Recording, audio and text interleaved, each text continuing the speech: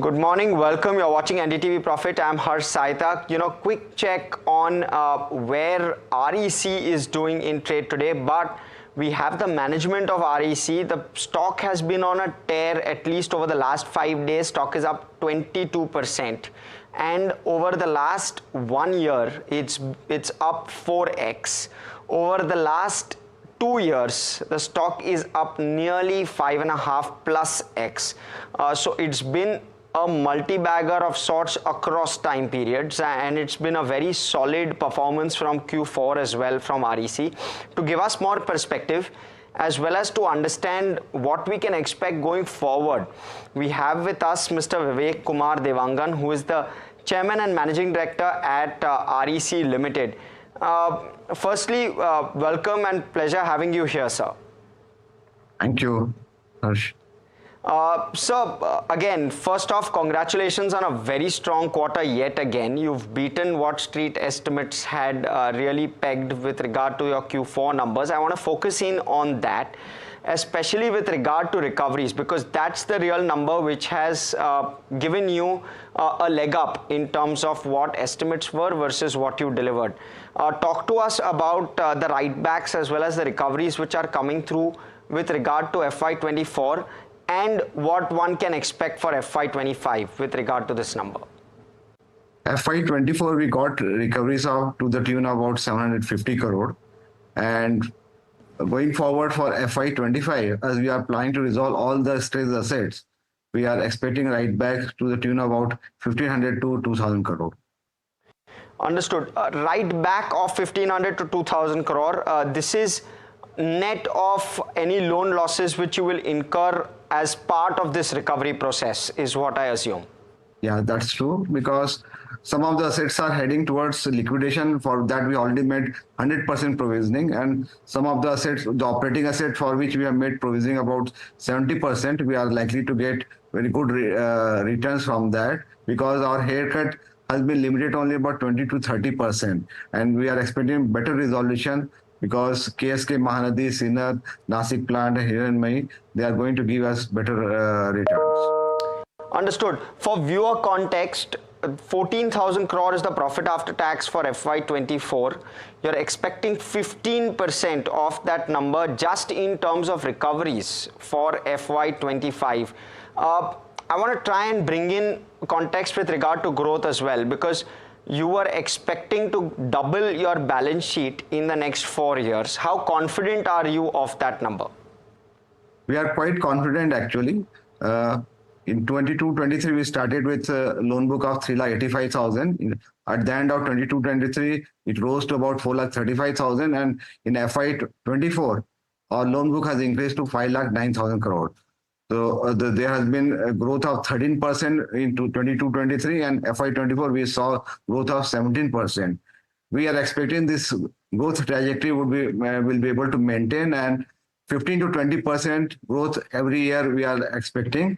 That's why we are targeting to double our asset under management to about 10 lakh crore by the year 2030. But if this growth trajectory of 17% continues, then perhaps we may achieve this asset under management of 10 lakh crore by the year 2029 itself.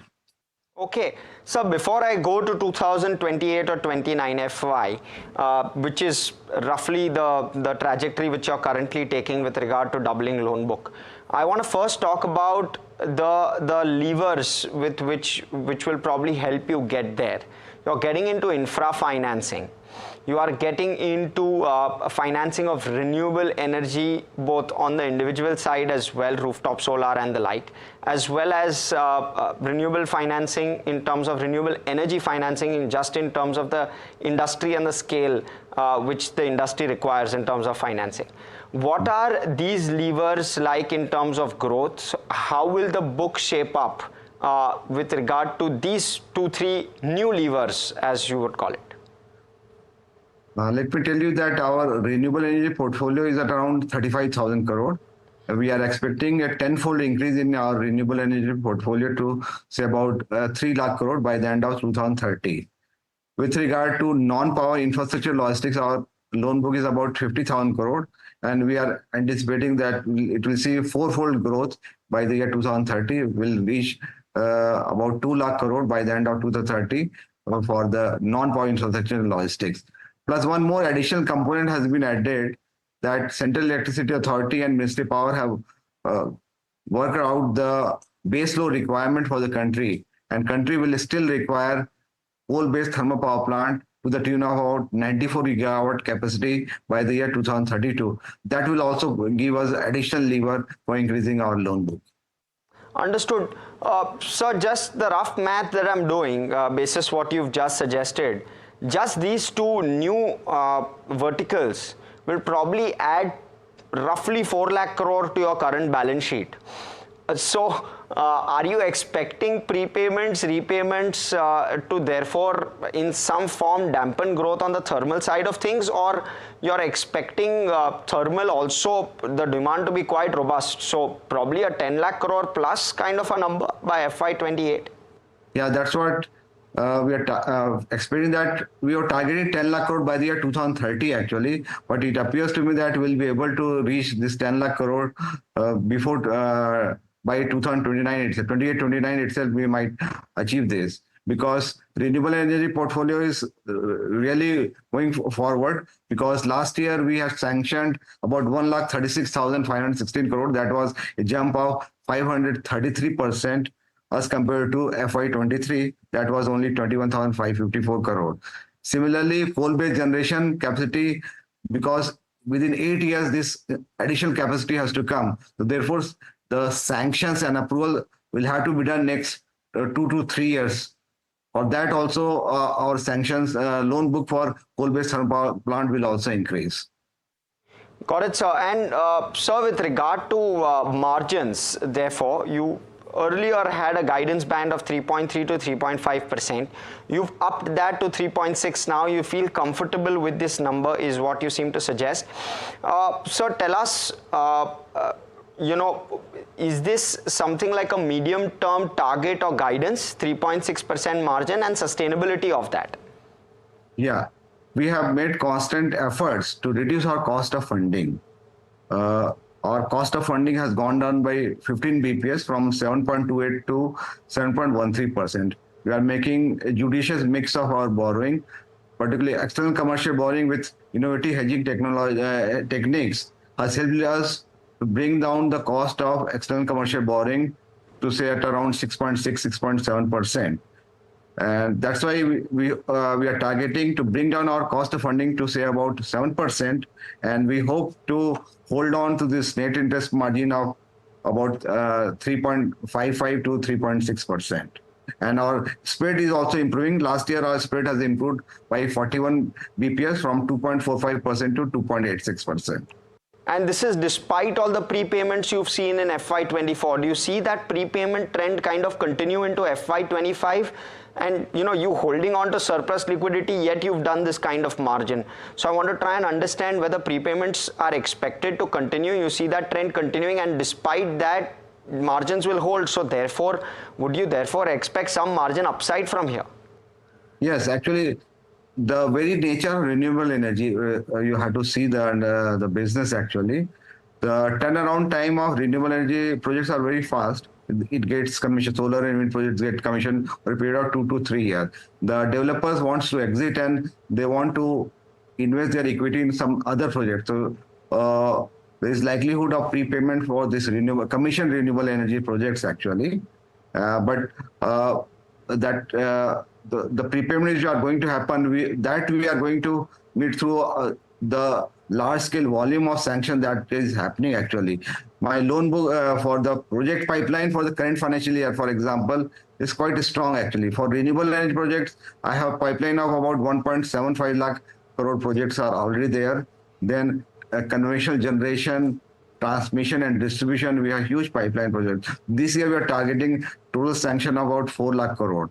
But since these projects get commissioned over a period of 5 to 6 years, the disbursement will keep happening over a period of 5 to 6 years. Understood. And sir, just with regard to, I'll try to switch focus here. With regard to net NPAs, you're guided for bringing it down to 0%. I want to understand what is the impact of that on your P&L that one can expect in FY25? Yeah. Our gross NPA is about 13,800 crore. And those assets which are heading towards liquidation they are about 2,222 crore, for which we have made 100% provisioning. Remaining assets, we are expecting a good resolution, and since we have made provisioning of 70%, we are expecting that we'll get write-backs to the tune of about 30 to 40%. In some cases, it may go up to 50% also. The total write-backs would be say around 1,500 to 2,000 crore. That will add to our P&L account. Understood. Got it. And this is so you will have a positive number of 1,600 to 2,000, and you'll have a net NPA of 0 at the end of FY25. Is that how your P&L will shape up? Yes, that's what. Okay, understood. So a net write back of 1,500 to 2,000 crore is what you're anticipating. True. Okay, understood. And sir, just with regard to last off, what this does to your profit after tax, maybe not in FY25 because there will be these write-backs and these one-offs, but in terms of overall credit costs as well as profit after tax growth, you've done 13% on your top line over the last 5 years. I've pulled out the numbers, but you've done 20% on your bottom line. That's because of OPEX. Your OPEX has been extremely controlled, extremely muted in terms of its growth. Sure. I want to try and understand at 17% AUM growth all the way to FY28 or FY30 while you're doubling, how will your profit after tax move? Will it be 25%? Is that how the math will work? Because as you scale, that advantage will come to you. You're rightly analyzed. Actually, our asset under management will grow around 17 to 20% actually over the next 3 to 4 years, and our profit after tax is bound to increase to say about 23, 24, more than 23, 24%. Understood. And so last off, with regard to dividend yield, you will continue the 30% dividend yield policy regardless, and would you require any extra capital while you are growing, because you're a high cash flow or rather high profit business, and therefore capital adequacy will remain healthy despite you not raising capital, or will you require a capital raise? So dividend and capital raise. Yeah, our dividends, since we are a government company, we have to follow DIPAM guidelines. So 5% of the net worth or 30% of the profit after tax, whichever is higher, we are bound to give that dividend. That trend will be on the upward swing only. With regard to capital adequacy ratio, because a lot of projects which are approving in distribution segment and that are supported by government guarantees actually. So we'll be able to keep the capital adequacy ratio of more than 25%. And no capital is required. Yeah, no equity infusion would be required. So no equity dilution either. Okay, thank you so much, sir. It's been a pleasure speaking with you, getting all of that perspective on REC. Extremely interesting play. Super bullish with regard to the way in which this is moving, at least street analysts, and the way they're looking at how REC is shaping up. So many congratulations. Wishing you all the very best for FY25. Okay, thank you so much. Right, REC, that one in focus on the back of earnings. We've had this understanding and guidance coming in from management with regard to a plethora of factors, and it's been extremely insightful. Thanks so much for watching. Completely out of time on this one.